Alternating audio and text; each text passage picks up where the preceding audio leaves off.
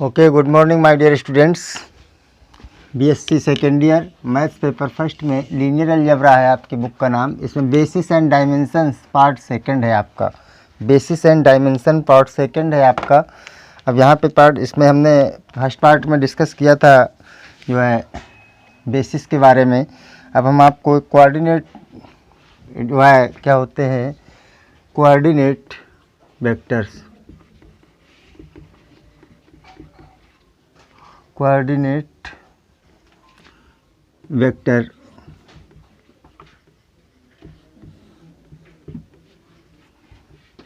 Coordinate vector में let B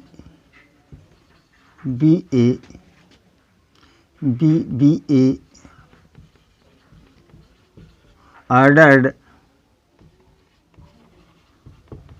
ordered basis of vector space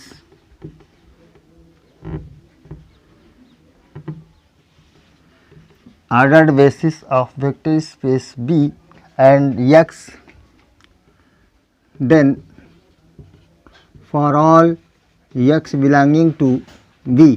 अब एक कोई भी आप x का एक एलिमेंट लेंगे, चूँकि बेसिस का मतलब ही होता है कि इसके प्रत्येक एलिमेंट को हम लीनियरली जो है कॉम्बिनेशन में रख सकते हैं। इसका मतलब for all x belonging to b and alpha beta gamma, या ऐसा लिख लीजिएगा alpha 1 alpha 2 alpha 3 dot alpha n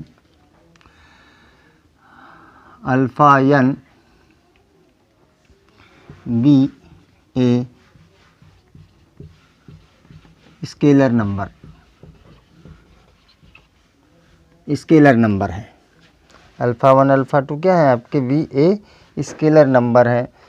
अब इसमें देखिएगा तो जो है इसको रिप्रेजेंट करें, यूनिकली रिप्रेजेंट करें x को such that x equal to alpha 1 यहाँ पे b और एक ले लेते हैं, b इज इक्वल टू ले लेते हैं, यानी वेयर b इक्वल टू आपके पास x1 x2 x3 dot xn, ऐसा लिख सकते हैं आप। अब देखिए तो ये ऑर्डर्ड बेसिस है आपका, n डायमेंशनल वेक्टर स्पेस है। n डायमेंशनल वेक्टर स्पेस का मतलब उसकी एक डायमेंशन इसमें इस पे हमें बेसिस मिल जाएगी जिसमें n एलिमेंट्स होंगे आपके। तो n डायमेंशनल वेक्टर स्पेस आप ऐसे समझेंगे। फिर इसके बाद देखिएगा आपके पास इसको लिख सकते हैं x, यानी इस x को x इक्वल टू, यानी चूँकि ये एक बेसिस है, ऑर्डर्ड बेसिस है किसका, इस b का। इसका मतलब इस b के सारे एलिमेंट को आप यूनिकली रिप्रेजेंट कर सकते हैं इस b के लीनियर कॉम्बिनेशन में। तो लीनियर कॉम्बिनेशन क्या, alpha 1 x1 plus alpha 2 x2 plus alpha 3 x3 plus dot plus alpha n xn, ऐसा लिख सकते हैं x को आप जो है हो यार। अब ये अल्फ़ा 1 ये आपके स्केलर नंबर है आपके, और फिर the column then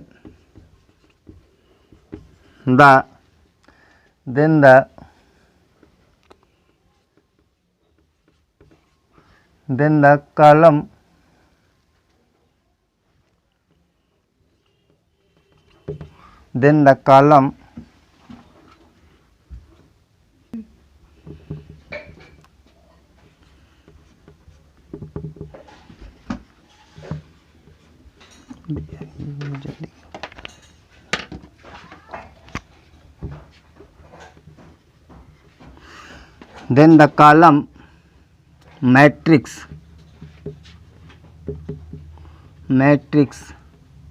alpha 1 alpha 2 alpha 3 alpha n is called the coordinate vector, coordinate vector, it's called the coordinate vector, and vector of relative to basis B, related to basis B। इस तरह से आपके पास देखिए ये alpha जो है वो आई से, ये आई से बड़े होंगे, यानी ये 1 से बड़ा और n से छोटे ही होंगे आपके अल्फ़ा। तो ये आपके इस तरह से ये जो है कोऑर्डिनेट हैं। अब ये कोऑर्डिनेट आपके पास मिल गए। नाउ अब आप देखते हैं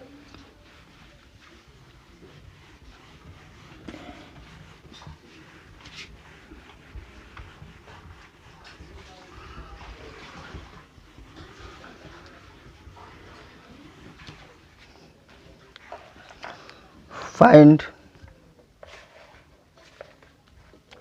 एग्जाम्पल देखते हैं एक।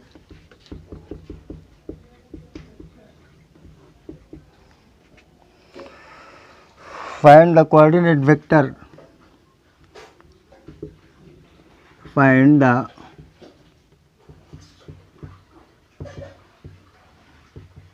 Coordinate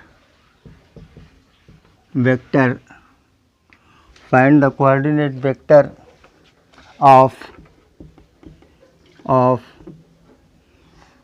find the coordinate vector of V is equal to 3, 5, minus 2 relative to basis B, relative to basis B।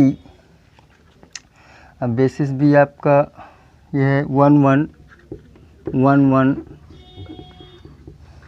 1 and next है 0 2 3 0 2 3 एंड नेक्स्ट है आपका 0 2 -1 0 2 -1।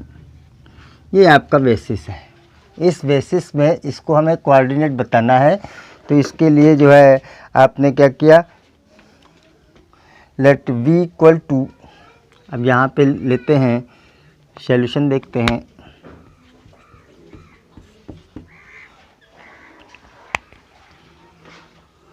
Alpha 1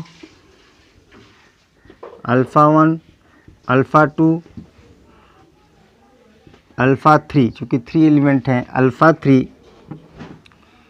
late be a scalar number and E1 equal to 1 1 1, E2 equal to 0 2 3 and E3 equal to 0 2 -1। Then अब इस vector को लिखना है, तो V equal to alpha 1 E1 plus alpha 2 E2 plus alpha 3 E3। अब हमें अल्फ़ा 1 अल्फ़ा 2 की value find out करनी है। इसको हम ऐसे भी लिख सकते हैं, my dear, this is equal to V।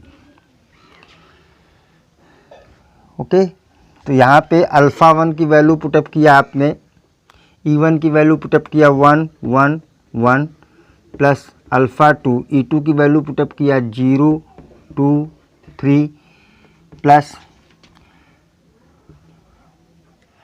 Alpha 3 की वैल्यू रखी, अल्फ़ा 3 रखा और E3 की वैल्यू रखी 0 2 -1 इक्वल टू V रखा आपने।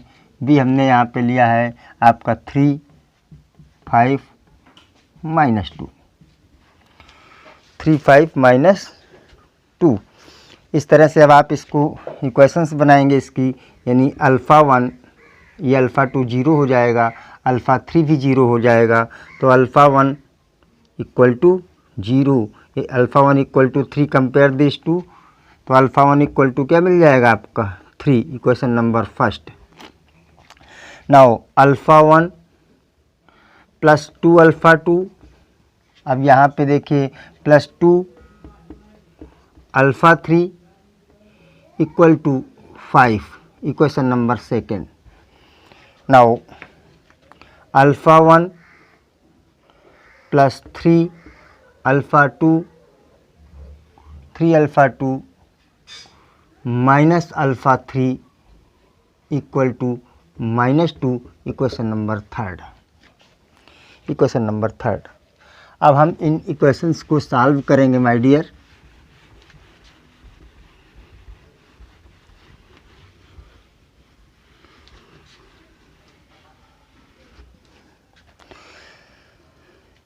तो alpha 1 equal to solving equation first, solving these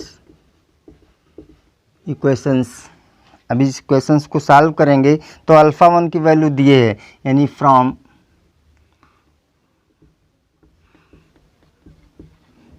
1 and 2 we get 1 की वैल्यू, अल्फ़ा 1 की वैल्यू 3 पुटअप कर दीजिएगा माय डियर, तो ये मिल जाएगा 2 alpha 3 plus 2 alpha 2 plus 2 alpha 3 equal to 5। तो 2 alpha 2 plus 2 alpha 3 is equal to 5 minus 3, तो जो है 2 alpha 2 plus 2 alpha 3 is equal to 2, तो alpha 2 plus alpha 3 equal to 1, equation number fourth. Okay, equation number fourth आ गई आपकी, इसको ऐसे लिख सकते हैं।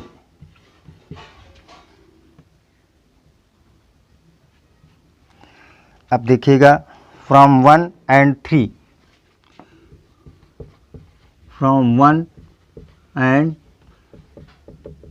3, अब 1 में अल्फ़ा की वैल्यू रखेंगे तो ये 3 plus 3 alpha 2 minus alpha 3 equal to -2, इसको सॉल्व करेंगे तो हो जाएगा 3 alpha 2 minus alpha 3 is equal to -5, equation number fifth.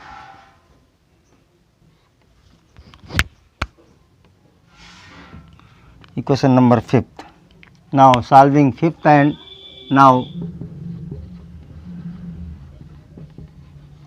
Solving fourth and fifth. अब फोर्थ एंड फिफ्थ में देखें तो अल्फ़ा 3 सीधे सीधे 8 कर देंगे, तो ये मिल जाएगा आपका 3 alpha 2 minus alpha 3 equal to -5 and alpha 2 minus alpha 3 equal to 1। This is 4 alpha 2 equal to -4, तो अल्फ़ा 2 इक्वल टू -1, यानी अल्फ़ा 2 कितना हो गया, अल्फ़ा 2 इक्वल टू हो गया अल्फ़ा 2 इक्वल टू -1, ये अल्फ़ा 2 की वैल्यू हो गई।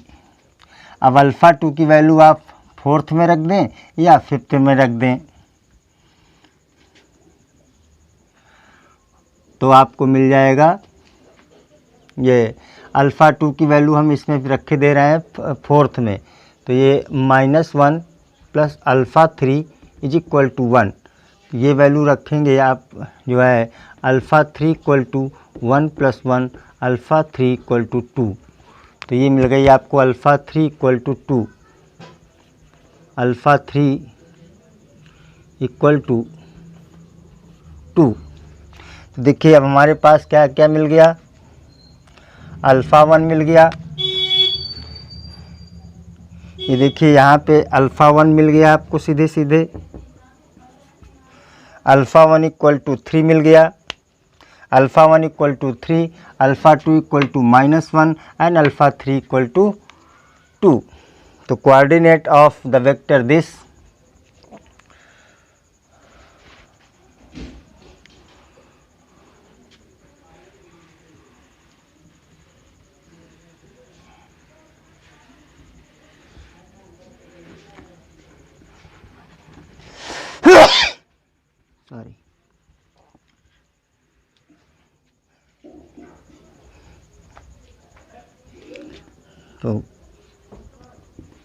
Coordinate of vector vector v that is vector v हमारा था जो है 3 5 -2 3 5 -2। Coordinate vector of this coordinate of the vector v is, अब ये क्या अल्फ़ा 1, इनको कॉलम वेक्टर में लिखिएगा। अल्फ़ा 1 कितना 3, अल्फ़ा 1 कितना 3, अल्फ़ा 2 कितना -1 और अल्फ़ा 3 2। तो इस तरह से आपके पास 3 -1 2 ये कोऑर्डिनेट वेक्टर हुए आपके, ये आपके कोऑर्डिनेट वेक्टर हुए। तो ये आपका ये कोऑर्डिनेट ऑफ वेक्टर आपको समझ आ गया होगा जो है। Okay, thank you.